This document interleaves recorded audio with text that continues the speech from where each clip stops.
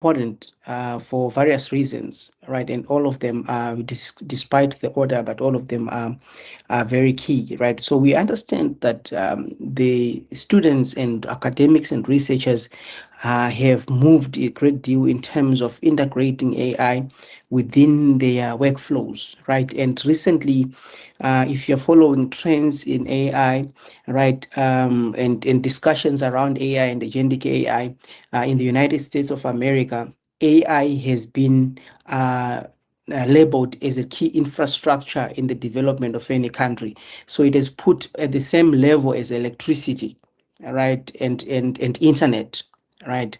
So they say that's how integral and that's how important AI should be treated, right? So it is the same level with electricity and the internet. It has been put in the same bracket. And another key development that I want to bring you to speed is that recently, and in the recent weeks, right, those who are from the University of the Free State, right, there is a recent development that the university has scrapped the use of Turnitin. It was also have scrapped the use of AI detection tools, right? There won't be any of those in the academics use, right? No academic will be allowed to use those tools when examining students' work, and no students will be allowed also to upload their work or to prove that they didn't, they to submit a proof from any of those tools. Reason why? Because of the arguments that I've always put in this session, that the use of AI detection tools, it necessitates the need to cheat, right? It motivates students to be compliant when to focus more on compliance when doing their assessments in terms of intellectual creativity. Because when you know that your assessment or your assignment is going to be put on AI detection, you won't focus more on the intellectual rigor of the assessment, but what you'd focus more is to how can I then beat the detection tool. And in that process, even if you've written your work effectively, if you feel like it's going to be detected, you're going to have to look for other tools so that they will reduce your AI in that process, now necessitating high levels of cheating, right? So I think that's a progressive step from the University of Free State to hear that they are scraping all those tools, following other universities like the University of Cape Town. Another issue that also struck, that was of interest last week, I think, I received a call from one UNISA student who was going for a disciplinary hearing, right? Because they've used AI in doing their assessment. So one student was actually put on suspension, right? I'm sure most of us might know. Then this student here, because of the work that we've been doing in universities, then came and say, "This is my situation, right? I used AI, then the supervisor submitted my work and it's 39%. They submitted it on Turnitin and it picked 39%. Then they sent me a declaration form to plead for, to accept duty that I've done that. Then I did that. Then after that, they sent me a invitation for inquire for a disciplinary to determine whether I should be suspended or not. Right. So that was the whole week. Generally, it was a back and forth, right, in terms of how then do you prepare for such a hearing, right, where your fate is almost known, right? So the reason why I'm bringing this is the progress that is made, that other universities are making. For example, your University of Free State and following other universities, and what UNISA is pushing for. You see that there is somewhat a contradiction in terms of policy. There is no uniformity in terms of AI frameworks within these universities, because other universities are saying Turnitin doesn't work anymore. These detection tools that do not work anymore, but whereas UNISA is actually suspending students for those reasons, right? So what I advise the student, I will share next week after I've been given a full report of what transpired, right? I prepared a report for the students to go and present in the disciplinary. So when that has come, disciplinary was yesterday. So when that has happened, the results has come, then we can have a full detailed discussion of the outcome and the implications of the outcome on the future of the student. right? So those are key issues that are happening, developments that are happening, right? Is it pertains to the use of AI, right? Within the African, global, and South African context, right? So this workshop is important because we see that. The core institutional dilemma has evolved, right? Like I've said, the universities have moved from prohibiting AI to actively regulating its costs, right? To say, let's have some frameworks to guide how people or how students and how researchers use these AI tools. Then passive outsourcing of literature reviews quietly dismantles baseline competencies for scientific investigation. So we need to look at how we can enhance this, the use of these tools and these platforms. There's also the issue of speed and understanding, right? Generative tools are core infrastructure gobbler, like I've said, but the adoption. Colleagues, I'm hearing myself. Colleague, someone is a mic. I'm hearing myself.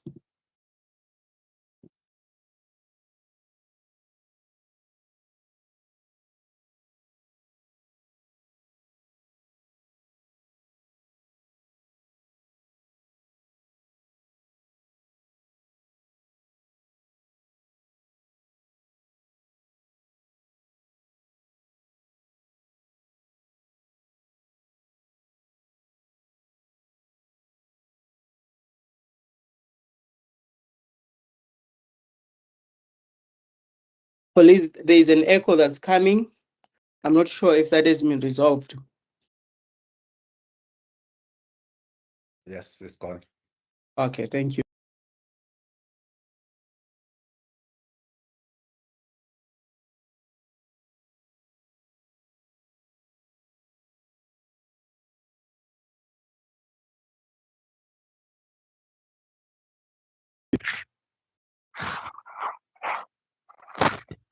All right, thank you so much. So that's the reason why this conversation is of utmost importance, right? It's very important. So you'd see that the use of AI tools, by task has increased over the years, right? And the greatest use that we identify is the synthesis, text synthesis. Researchers and students are using 80% of researchers and students are using AI platforms for things like your synthesizing, your text synthesis. Some are using it for drafting, 82%, coding data 74%, literature review 68%, and citation search, right, is sitting at 55%.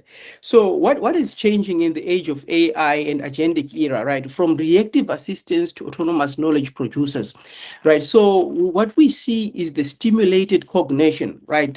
Simulated cognition, where autonomous agents now they mask the processing limitations beneath highly coherent and multi-paragraph synthesis, right?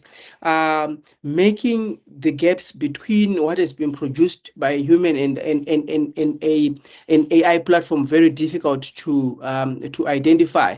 What we see also is the literature gap, the literacy gap, where critical thinking now is expected to evolve into advanced co-authorship evaluation, right? To audit skills, automated agentic workflows, right? And also the authorship risk, where the landmark taxonomy reviews, it confirms that agentic systems capacity for independent execution alters traditional human authorship. So there is a shift in terms of how the concept of authorship has become, right, within this age of agentic AI. So we've moved from reactive assistance to autonomous knowledge producers, and you can see the chain there. That what now is happening is that the human provides the prompt, then the AI does the planning and the reasoning, then the agentic AI does the autonomous execution, then it self-corrects itself, then it gives you an output at the end of the day, with less and less human interaction and human engagement with the platform. So this has caused what we regard to as the illusion of intelligence, right? By the illusion of intelligence, what we simply mean is that linguistic influence disarms human skepticism, right, where it triggering cognitive overtrust, right? So what happens is what they regard to as the hollow effect, to say the platform has produced well-polished work, right, that is fluent and that is flawless, right, but is it intelligent enough? Is that information rigorous and effective enough for it to merit intellectual rigor, right? So the halo effect then it discusses to the behavioral model that confirms the polished syntactic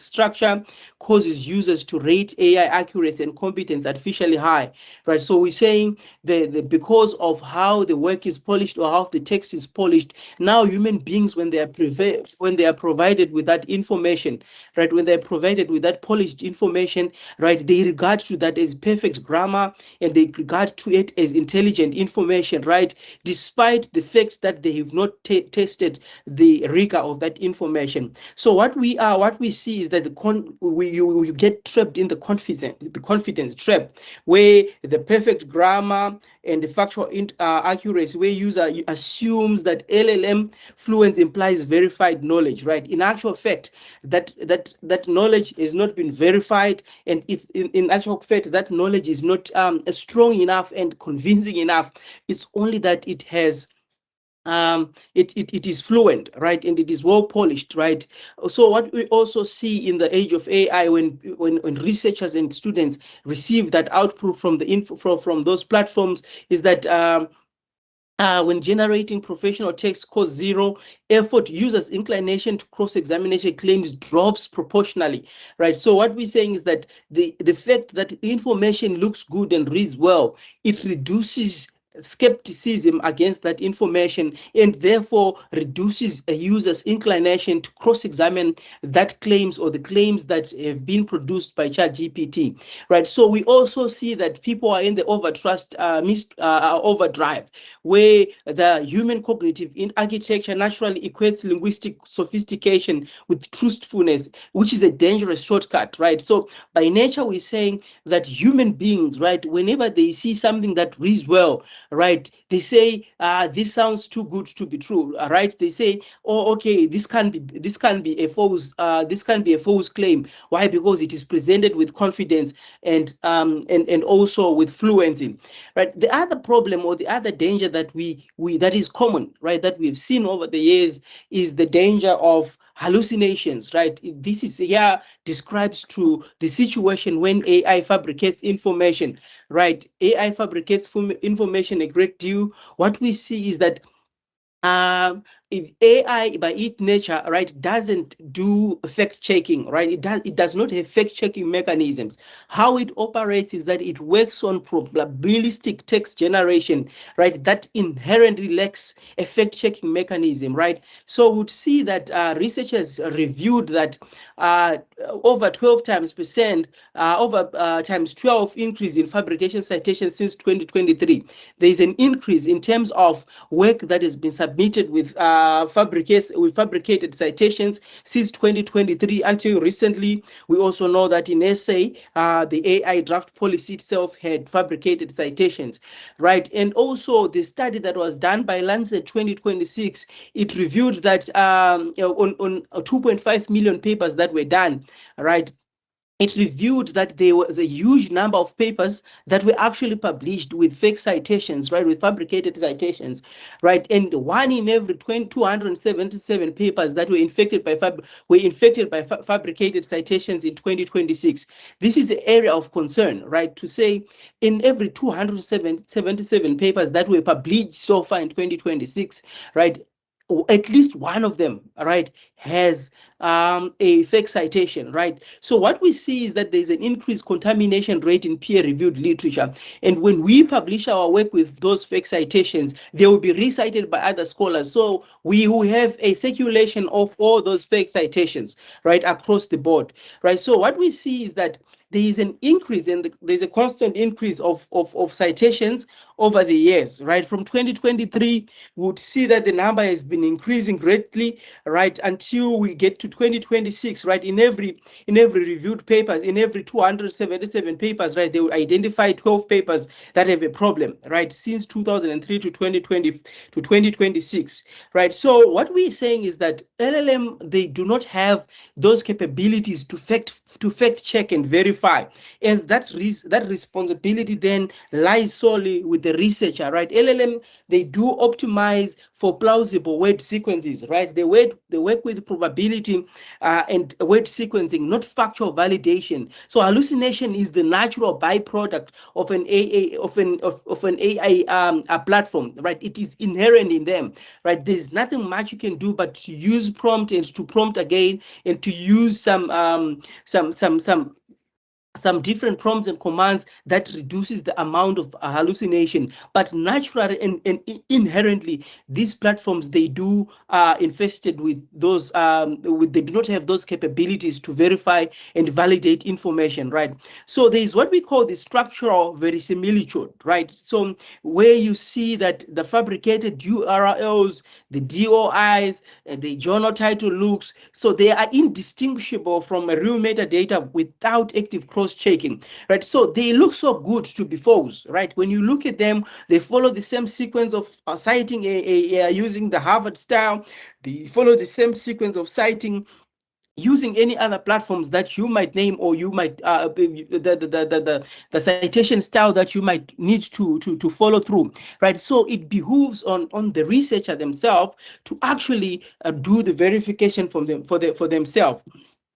Right. So now the question is, why are hallucinations dangerous, right? Why are they so dangerous? So we're saying unverified AI outputs create structural citations contamination, like I've already said. So they say, so AI generated fabrication risk in number one, then researcher fails to verify number two, then it enters the peer review system number three, then it is published in a journal, then it is recited by others, right? By the end of the year, or in 5 years' time, you see that that false citation has been recited more than 100 times, right? And which is a problem, because what we're simply doing is we're contaminating the peer review system. We are contaminating the journal and the academic rigor within those platforms. Why? Because we have such a huge number of work or of citations that are not verified and that are fabricated, right? So what we regard to this as the epistemic corruption, right, where peer review suffers when reviewers must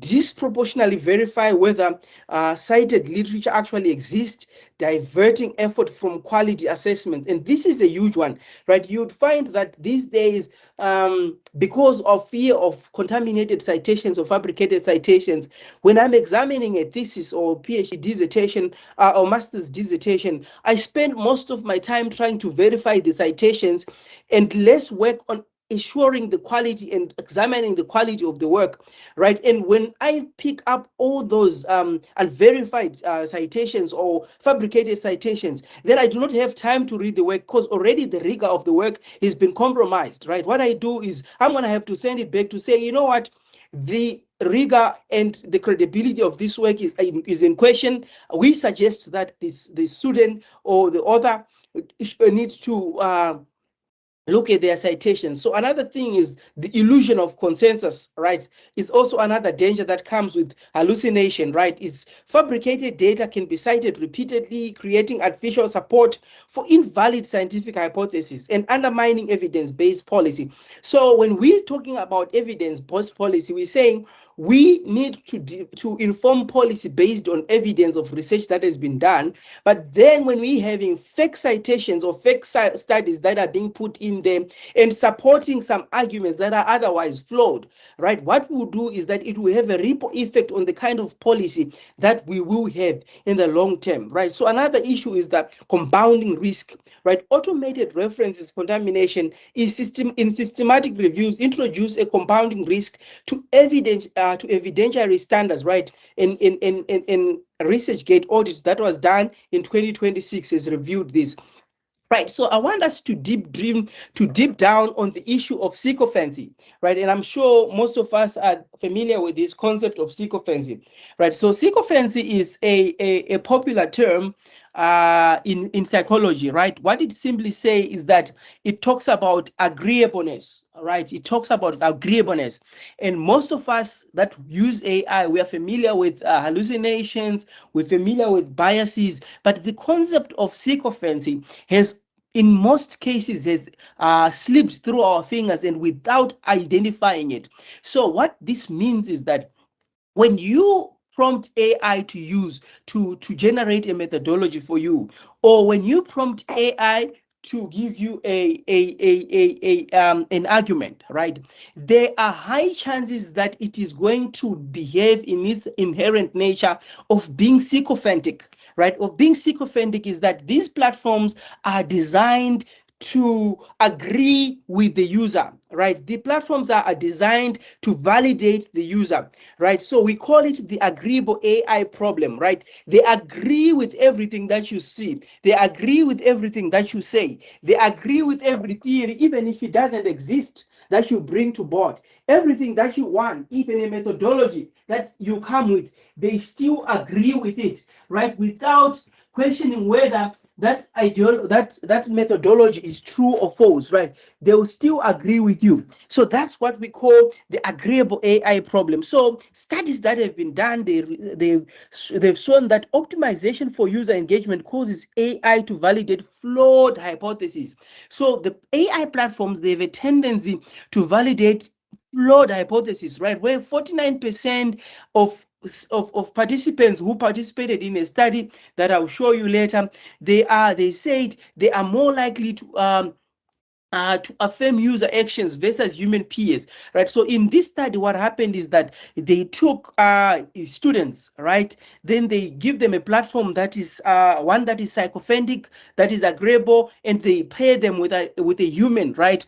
To say, discuss your problems with this person, right? And they say, discuss your problem with this AI platform, right? So in the instances where the participant was wrong, and the participant asked AI if what they did was wrong or bad, AI would say, even if it was wrong, right, you had a right to behave in this way. Whereas a human being would say, dude, this was wrong, you shouldn't have done this, right? So AI, in their inherent nature, they have a tendency to want to satisfy and to validate and to agree with the user, right, so that they can optimize use, right? So this is embedded with the AI platform themselves, right? So what this study proved is that um, uh, 24%, right, of users believe they suggested that AI affirm their user behavior, right? Where only 34% they said human beings, right? They actually critical of what they were saying,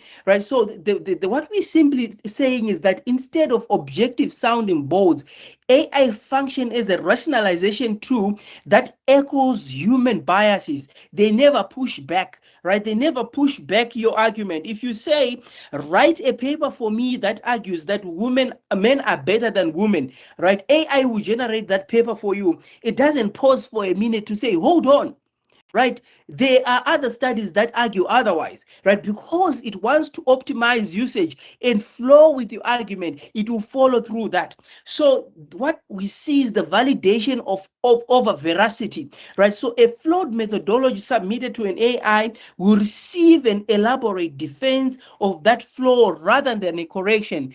AI has a tendency to now give you false theories. It may also give you false methodologies, right? So what are we saying from this study that was done in 2026? It says AI affirms users' action 49% more frequently than human peers, directly increase overconfidence and belief extremity, right? So that's what the concept of sycophancy. In the next slide, I'm going to show you what the study did. Right, so they identified that there is a prevalence of sycophants in AI platforms, right? Where the participants here, what we see is a participant is saying your actions are justified, right? The participant had a problem with their partner, right? And they attacked their partner. Then they went back to the AI platform and asked them, did I do what was right? And the platform says your actions were justified, right? Whereas a human participant would say to you, no, your behavior was wrong, right?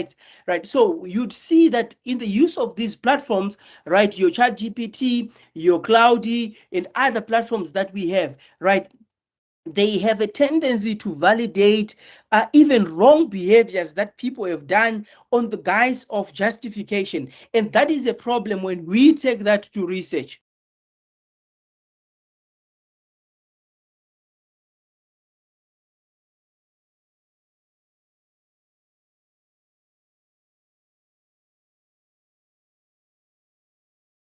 That is a problem when we take that to research, right? So the academic dangers of sycophants now, they include loss of productive academic friction traps.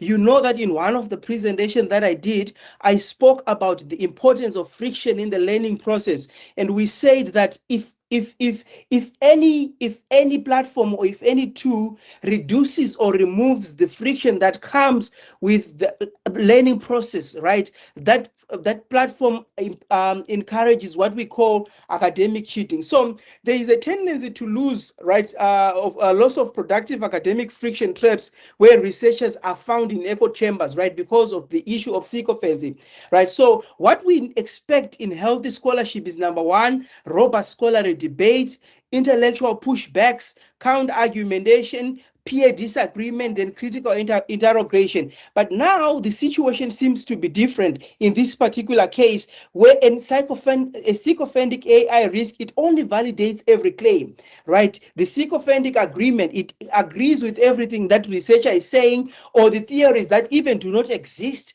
It reinforces echo chambers, and by echo chambers, it's saying it reinforces your pre-existing beliefs without it questioning whether those beliefs are true or not. And it confirms our biases, right? And as a result, it might lead to intellectual stagnation, right? So there's also biases that are also inherent in AI systems, right? For example, your monocultural training data set displaces regional scholarship. You'd find that these the platforms, the LLM training data, it is based on geographical distribution, right? Where 42% of the training has been done on Latin American data set, right? And 28% has been trained on West Europe data set, right? And when we're looking at African data set that is available on AI platforms, it only constitutes 3%. And as a result, we have epistemic injustice where AI tools AI tools smooth out contextual variation, right? They suppress indigenous knowledge frameworks and African epistemologies, right? And they also lead to what we term as data colonization, where data scarcity in low resource African languages turns AI tools in instruments of data colonialism. And we look at the concept of homogenized research, where relying on AI prompts forces African postgraduate students to adopt Western-centric concepts, in a result undermining local policy solutions. So this is right, but the bias we're saying, these bias are inherent in these AI platforms, and because they are inherent, right, we need to come up with ways, we need to come out with proposals of circumventing these platforms, and we've discussed them previously, and most of them are known in our platforms that we've done.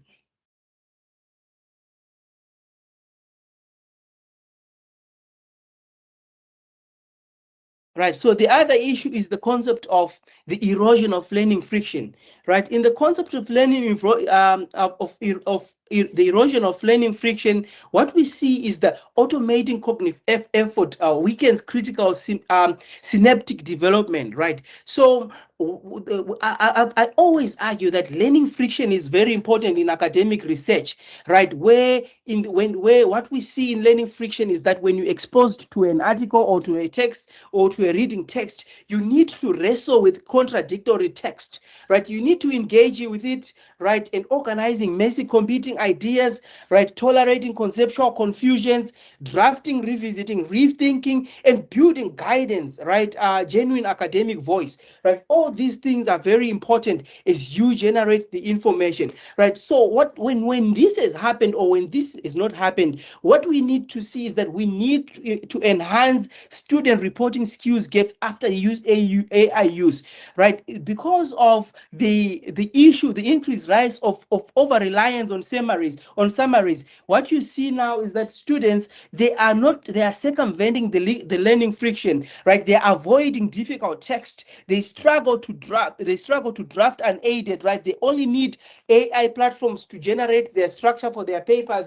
They're not giving themselves time to conceptualize and think through the arguments. They actually go and look at those platforms to generate those arguments for them. And some of them are actually sycophantic in nature, right? They lack own academic voice in their papers and cannot defend arguments when it comes to the issue of the viva for shame. And so the erosion of the learning friction, it exposes students or it exposes researchers, because at the end of the day, you're having a group of students that are not embedded, they are not grounded in the kind of work that they've been doing, right? So what they simply know is that they rush to these AI platforms, and when they rush to these AI platforms, they do not have the intellectual knowledge, the depth that is required for them to actually generate this information, right? So we're saying why friction is important, right? In academic writing,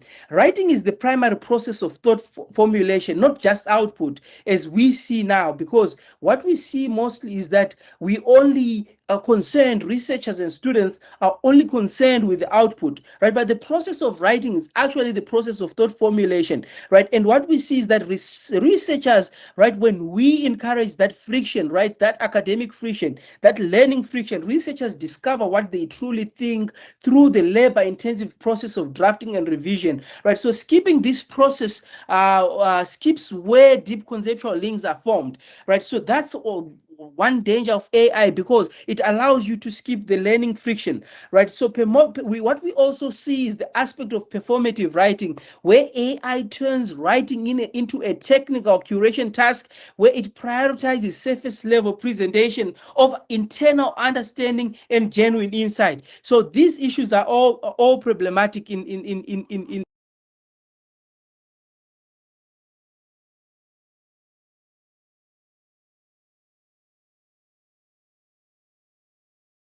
Right. So what we see also is the publication speed. There's an increased speed in terms of publication, right? Where researchers now they prioritize speed over deep learning. Everybody wants to publish, everybody wants to finish, and as a result, we have shallow research that moves from efficiency first. It is moving to speed, right? So the central hazard is not using an AI tool for assistance; it is using it as an escape hatch to avoid the hard work of thinking, right? So when AI is used to avoid learning, to avoid the friction that comes with learning, then it becomes problematic. And those are the things that we need to emphasize in the learning process for our students, right? Another issue that we have is the illusion of understanding, right? So AI also, it also encourages what we call borrowed intelligence, right? Where borrowed intelligence leaves candidates unable to defend autonomous work, right? The work does not belong to you. The work does not belong to you. The work belongs to the AI, right? What you simply did with an AI platform is that students have higher confidence in using AI tools for academic work, whereas they have low internal capacity to explain AI generated arguments, right? And this is a study that was done. So in terms of confidence versus actual comprehension, you see that the student or the researcher who's generated the entire text from AI, right, they will not understand, right, the argument. They will not understand the methodology, and they get a superficial mastery of the work, where polished writing masks a complete lack of deep internal comprehension and invisible until examination. This is visible until examination, right? So the Viva crisis, where candidates face direct and unscripted human questioning, actually exposes their inability to break down AI generated arguments. So this is a very huge risk in terms of illusion of understanding. We have graduates, we have researchers who present themselves of knowing concepts, knowing frameworks, and knowing information, but in actual fact, they have low internal capacity to explain AI generated text, right? So the threat of intellectual ownership, right? There's a continuous dependence, right? Continuous dependence then replaces individual authorial voice with algorithmic patterns, right? So the scholarly identity erosion spectrum, where you say there's grammar assistance, the copy editing assistance, the synthesizing assistance, right? Then drafting arguments, full replacement. So at the end of the day, you'd find that the work in itself does no longer belong to the student, right? Because of this process that he has gone through, it has wholly and 100% been transformed from being that of a student to being that of the AI platform.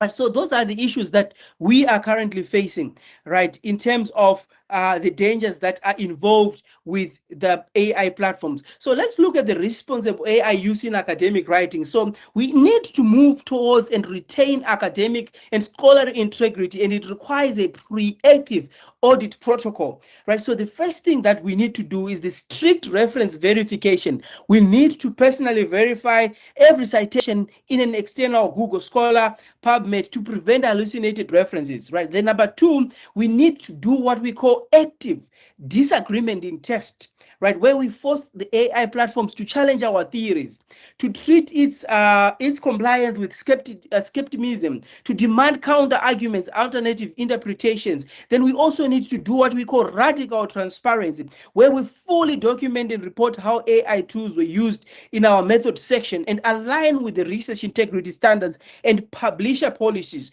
Then we guard our voice. You need to make sure that always your voice is heard, and never allow AI tools to draft your core arguments, and restrict AI use to mechanical system synthesis and restructuring, copy editing only, right? So what is the future of academic writing? This is a very important one. The future of scholarship belongs to those who partner with AI without sacrificing critical thinking. The future of academic writing depends not on AI resistance AI, but on preserving critical thinking within AI's assisted scholarship.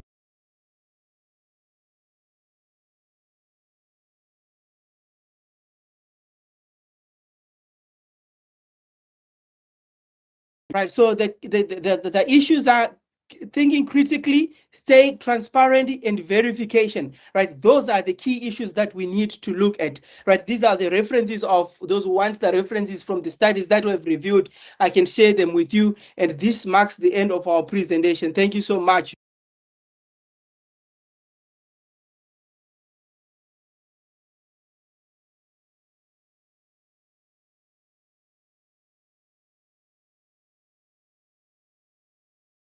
All right, colleagues, I'm inviting questions.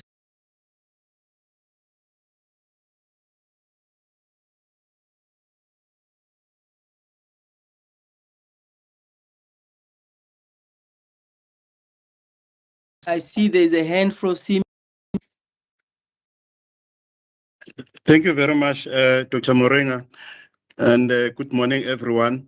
Dr. Muringa, I'll start with a comment, and then actually I have two comments. The first comment is the one that I've been making throughout these presentations, that if I, as a researcher, I, as a student, I have not immersed myself in the field of study that I'm researching, the AI will not assist you much. It will hallucinate, it will give you wrong information, and you'll end up being confused and not understanding the work that you're trying to do. That is the first comment.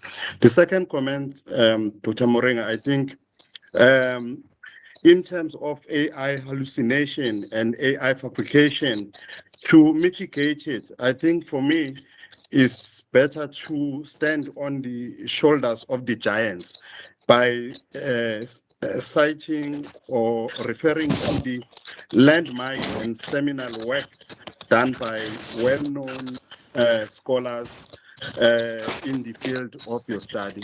Thank you very much, Dr. Morenga. Thank you so much, Dr. Simi. Thank you very much. There's another hand from Ida.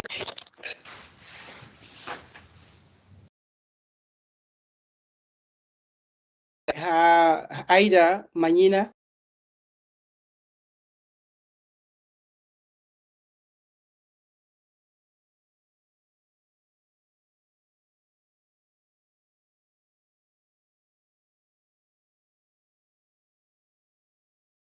I think she's muted. Right, Ida, you can go ahead. If you are muted, can you unmute your mic?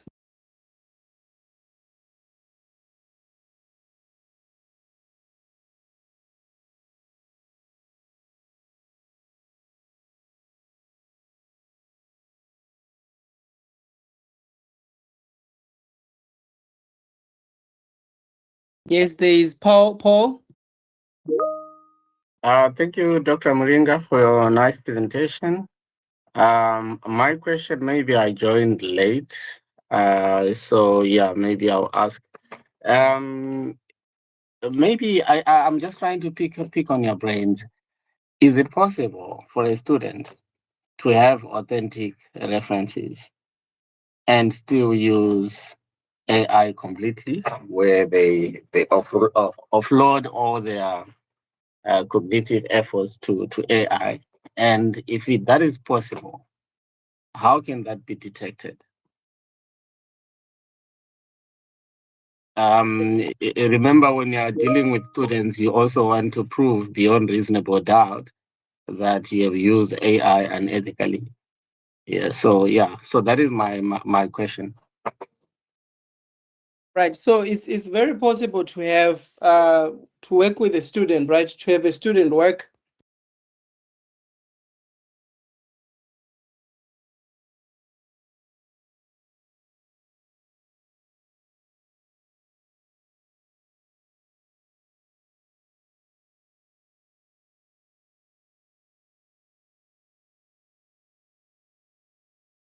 You're muted, Doc.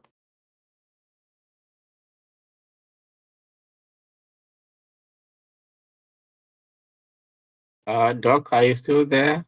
I did not hear you. Maybe you're muted again.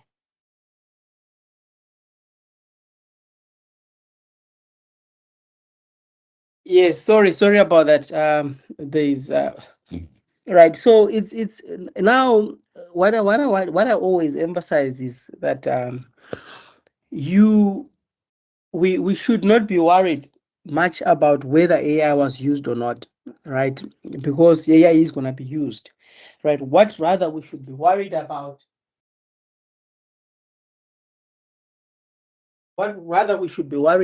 is how it has been used, right? So I'll tell you, in one of my presentations that I did on avoiding biases and hallucinations, is you can bring your own citations or your sources to a platform, right, and work from there, right? And in that process, you won't have biased or hallucinated citations because you're the one who has provided those citations to the platform, right? And that will be very difficult for the reviewer or the supervisor to pick up if these citations are not true, because most of them are correct.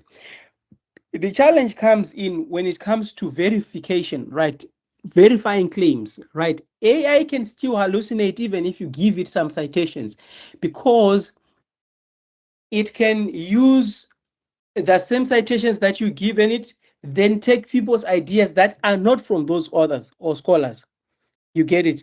Then that work becomes now misleading. But seldom do we get to that point of verification, right? If we just see that the citations are all of them are correct, right? We end there. We don't get to the point of taking each and every claim or argument and wanting to verify where it is coming from, right? So that's what our problem is. But it will be a very difficult task and time-consuming task to do.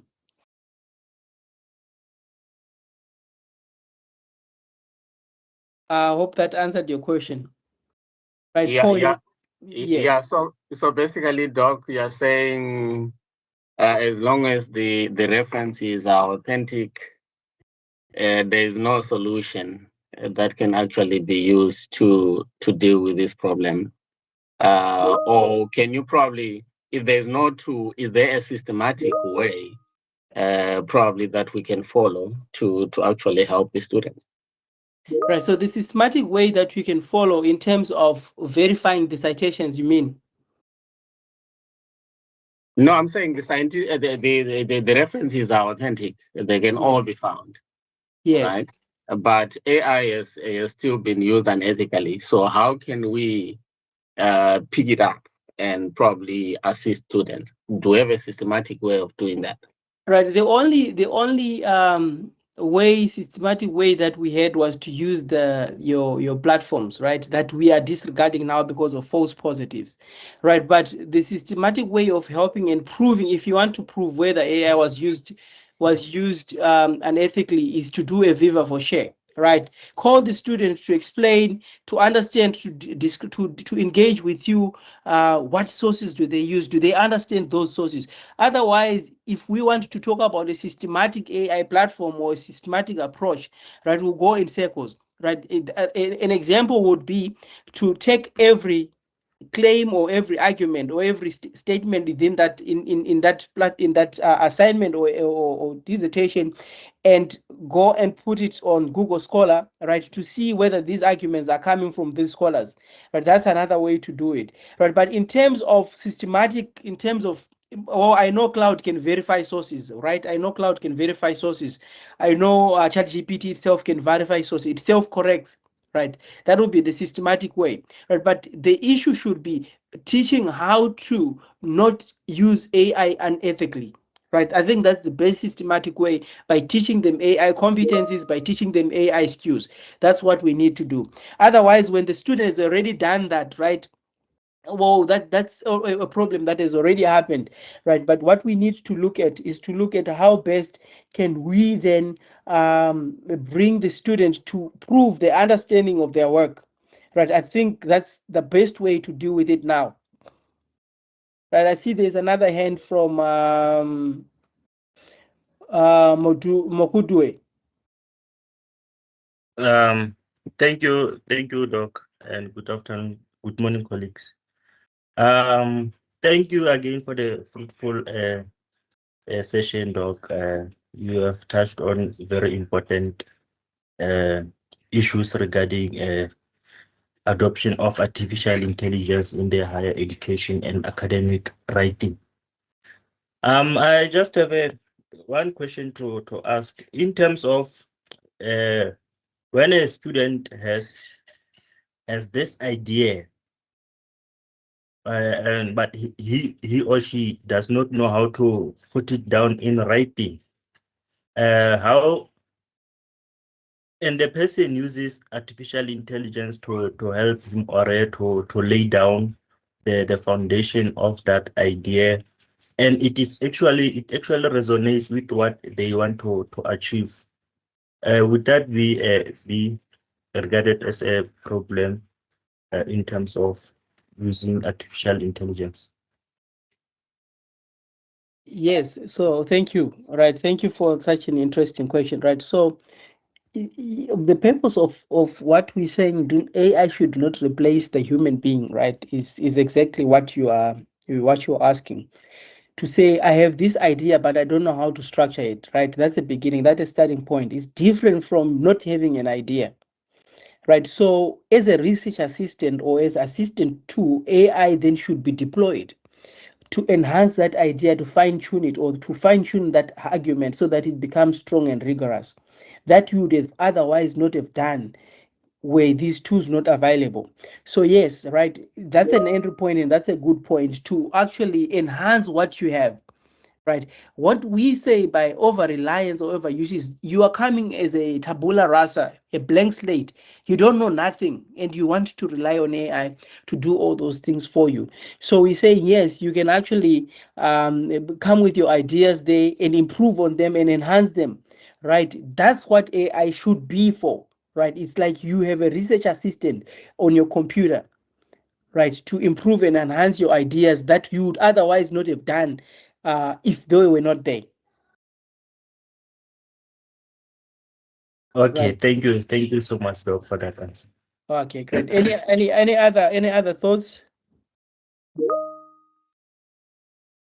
Any other thoughts, colleagues?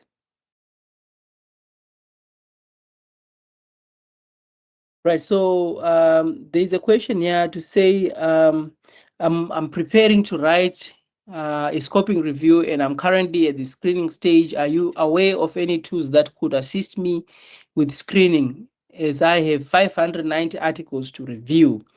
Right, so there's quite a few. You can use, Ryan can do this for you.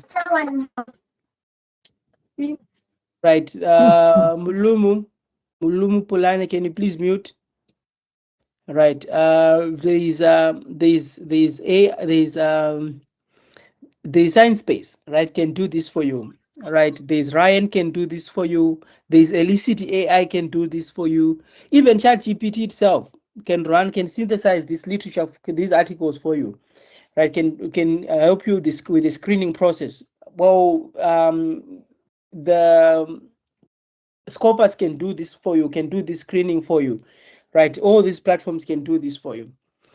Right, just go and check them out. Elicit AI, Ryan can do that for you.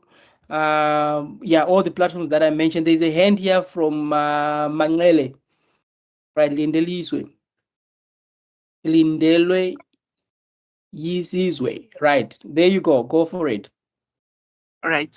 I was ready to punish you if you were going to. Yeah, thank you so much. Apologies. Thank you, sir. No worries. You didn't like butcher it. Okay, thank you so much, Doc, for such an insightful presentation. I think it is. Someone was asking me when I shared your poster earlier on, and a person was asking me a question of.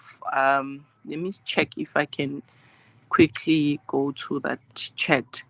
So she was asking that. So now that students are going to use AI freely at Free State University, I think it's one of the posters that you shared on WhatsApp.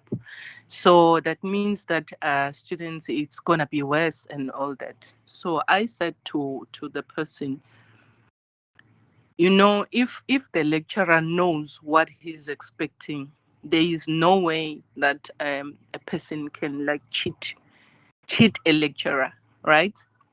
Because you know what is expected. You know, when you come to an abstract, even if you can ask AI to write it for you, there is, I think Dr. Seme was saying something about using the well-known people in the field, right? You cannot be talking about design science research without, quoting Hevner and other people, right? But you can still say the wrong sentence about the design science. So it's up to the reviewer to also work it out to say, okay, how do I review it?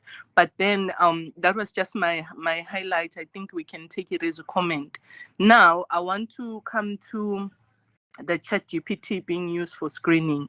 I was conducting a systematic literature review. It wasn't a scoping review per se, but during the screening of the abstract, yes, I was using Ryan, but Ryan doesn't, always screen for you, but it helps you to exclude, include, and so forth, right? So now I had to take the abstract because I was using the basic version where I didn't have to pay.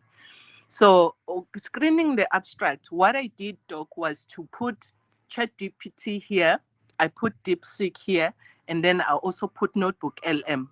Then I wrote a command saying, I'm conducting a systematic review under this topic, and now I'm screening the abstract. I want to see if the abstract, yes, the inclusion and exclusion criteria. So I was like, I want to check if these abstracts, should I include them or exclude them? Please answer me with one question, whether exclude or include, So after that, I'll just put the inverted commas. So when I get to the next abstract, I'll copy the abstract and put it there. So the interesting part that I found was I opened all these three AI, generative AI tools, right? So I put the same command on ChatGPT, I put the same command on DeepSeek, and I put the same command on Notebook LM. And interesting part is Notebook LM and DeepSeek, they always gave me similar answers, same answers most of the times. But ChatGPT, the reason why I raised my hand is because you spoke about ChatGPT, but I don't know if it was the version that I was using. It was always off. It was just including everything. right? Whereas I found DeepSeek and Notebook LM more concise, especially DeepSeek. I think because of the models that they are using for screening and stuff like that, maybe that makes it more accurate than other generative AI tools. So I wouldn't recommend the use of ChatGPT for screening of the abstract if you're gonna give it a command, right? I will only recommend the DeepSeek and the Notebook LM and probably other tools, effective tools that you can, but it's always better if you can put. There were times whereby I got the same answer saying include, include, include.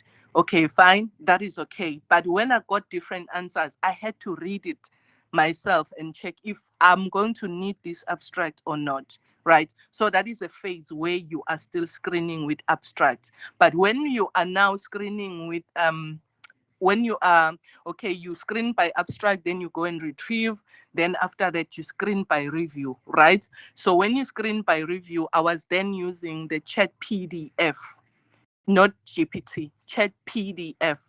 There is a free version where you can screen 5 articles per day, or you pay for an unlimited one where you can screen as many as possible. So what helps with the chat PDF is that you need to have the research questions.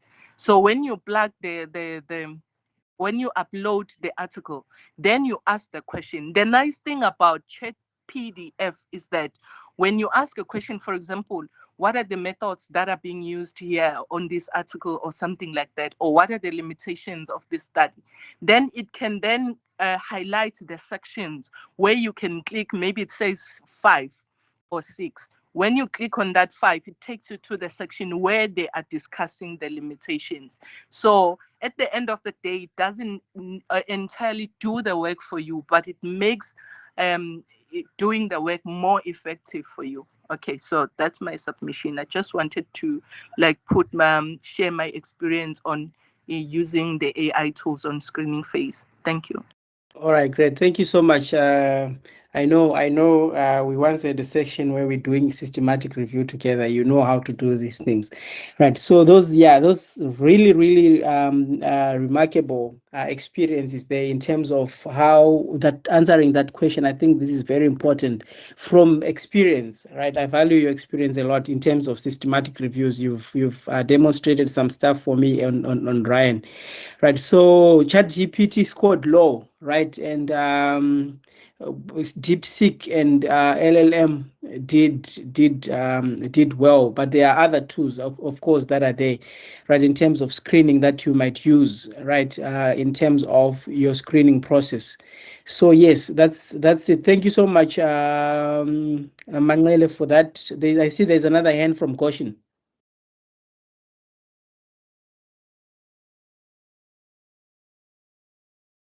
Goshen, you can go ahead.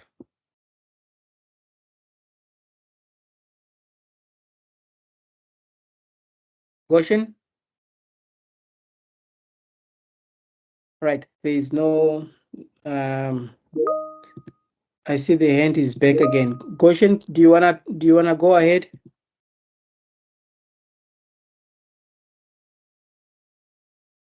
All right, Goshen doesn't seem to be there.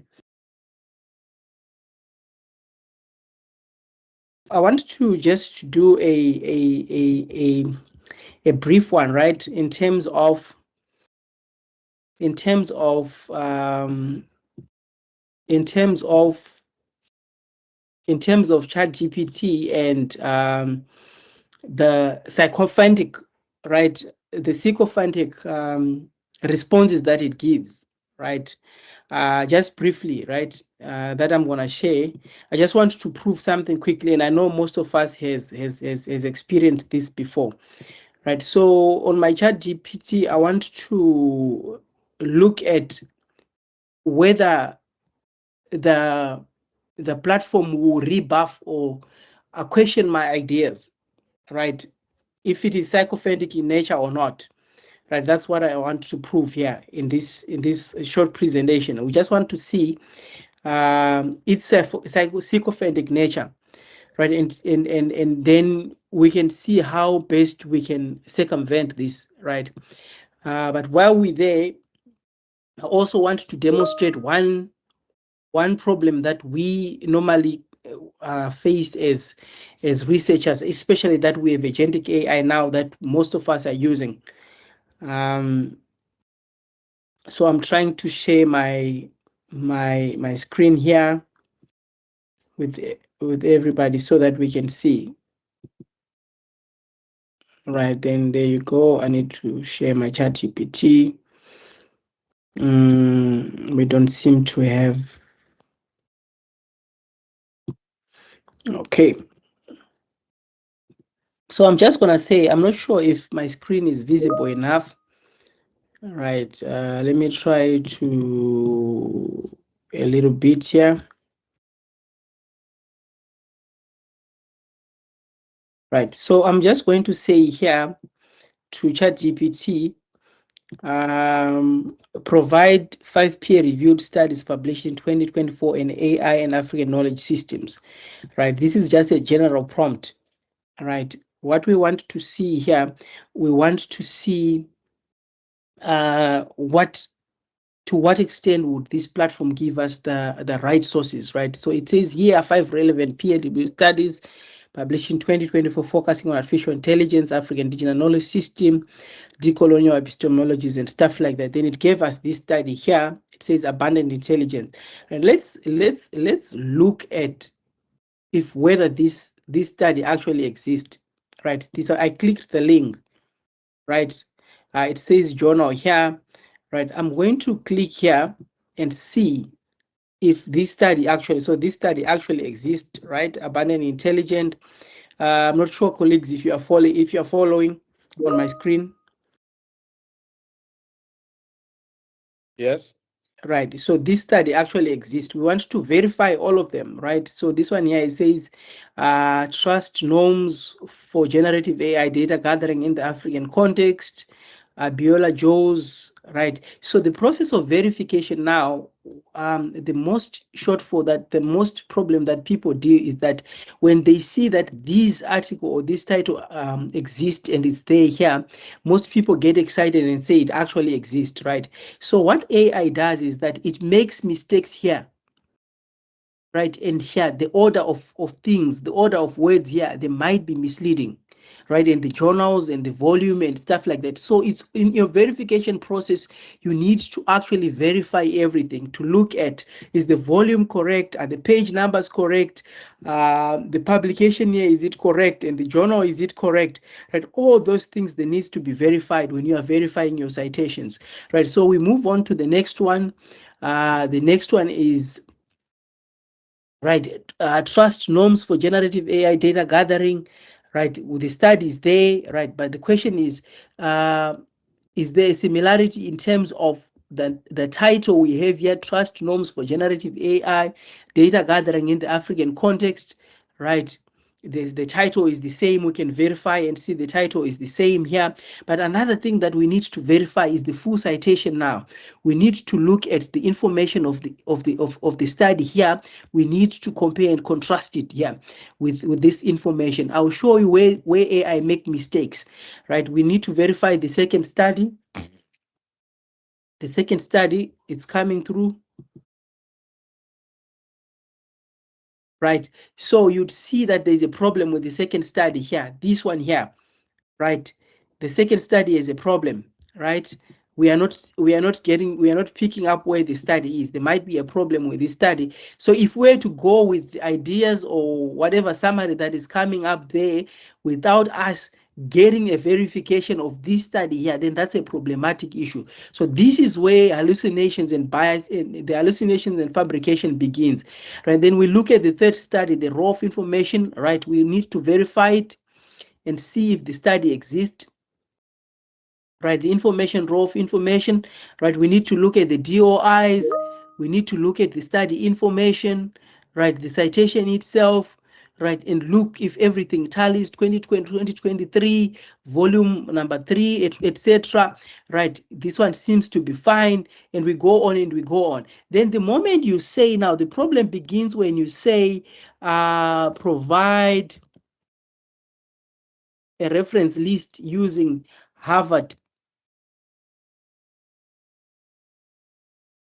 right? That's where all your problems are gonna start, right? By when you want the entire reference list now, you'll find that one of these might be misplaced, right? Or the title has a wrong word, right? A data value, the data stuff like that, right? So already, right, this is a journal article, right? And we see that there's the name of the journal is already missing here, right? So that needs to be verified, right? Here, if we come to this one as well, okay, the name of the journal is here, AI in Society, Springer Nature available, right? We have the link here, right? We can verify the link, right? So your problem normally when you generating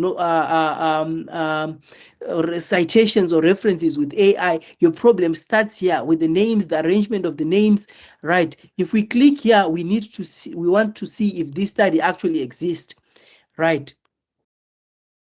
It was done by Notice Pamiri and Muringa, right? So this one exists, right? Published in 2024, right? Let's look at the metadata of the study, frontiers, right? Access to 2023, right? Frontiers and recession metrics. So this one here exists, right? So so this is how your process of verification needs to happen. This is how you need to verify your study, right? So I want to do now the exercise of sycophantic, right? I want to see if this chat GPT platform will rebut my ideas, right? I want to say, right,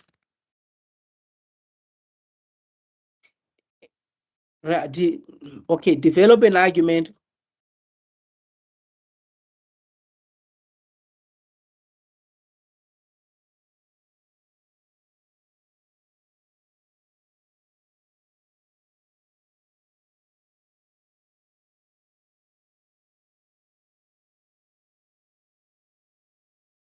Right. So we want what we want to test here. We want to test if AI will agree with the researcher or not. Right. So we say because develop an argument in favor of the idea that men are better than women, right? Women in life, right? In one paragraph,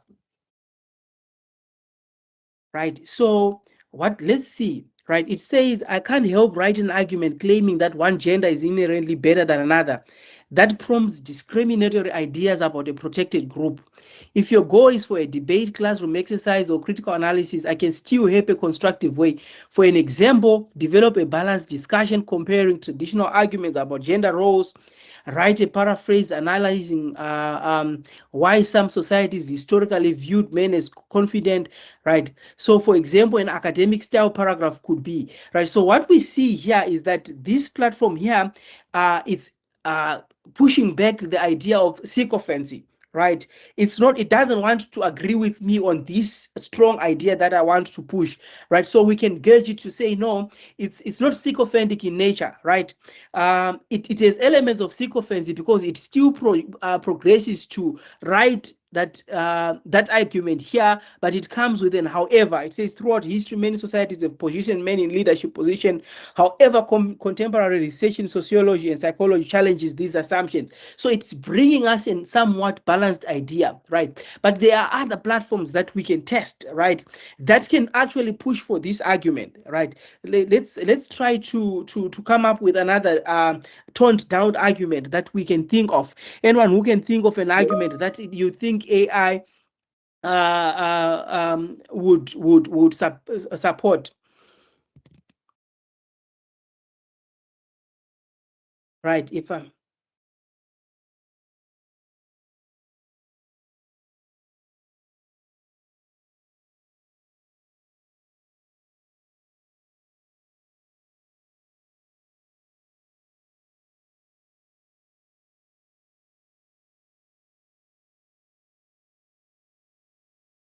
So I'm saying we want to test the level of sycophancy in chat GPT. So I'm saying if I attack my friend, because he took my phone without asking, is my behavior wrong, right? Is my behavior justifiable? So remember, we said studies that were done, they've proved that the AI platforms have a tendency to support and to be agreeable with the I participant. was doing that. All right, can you please mute or mute? Meet with Can you please commission mute? that to join. Timotipe. Right, thank you. So it says whether your behavior is justified, this depends on what you mean by attack and the circumstances. In most situations, physical attacking someone, overtaking your phone without permission would not be considered legally or ethically justified, especially if there was no immediate threat to your safety. It's understandable to feel angry, violated, or proactive of your property, but a proportionate response is important, right? A better approach would be, right, it's giving me that okay, you don't have to attack somebody about it, right? So the level of sycophancy in this response is it's low, right? Then I say, but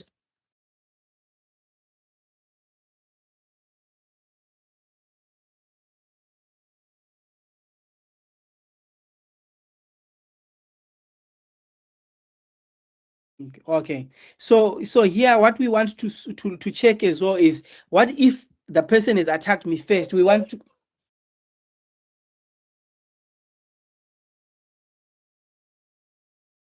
so we want to gauge the level of sycophancy, of agreeableness. How much do the platform agree with?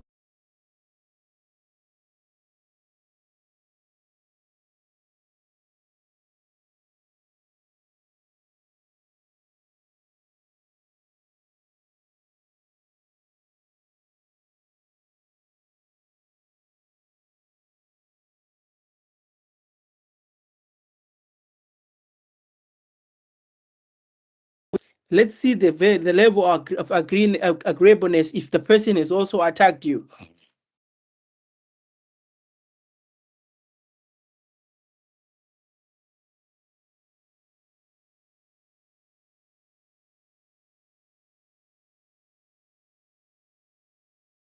All right, this is taking a while.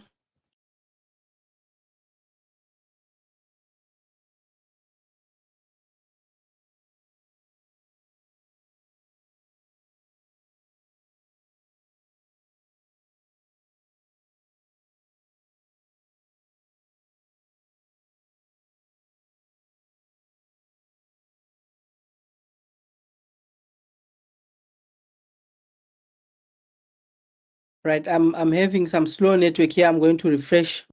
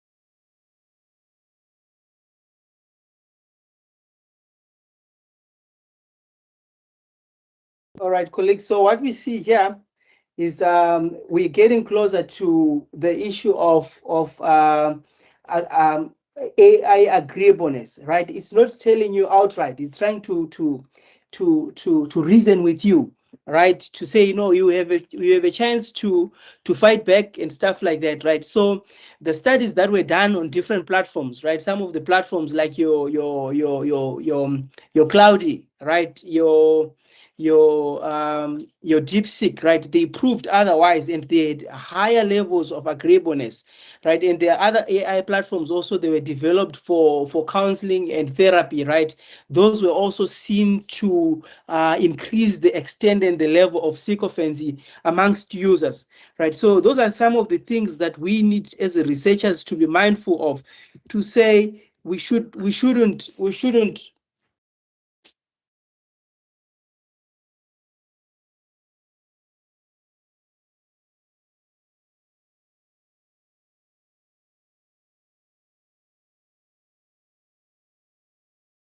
so that we shouldn't just let things go based on the agreeableness of those platforms.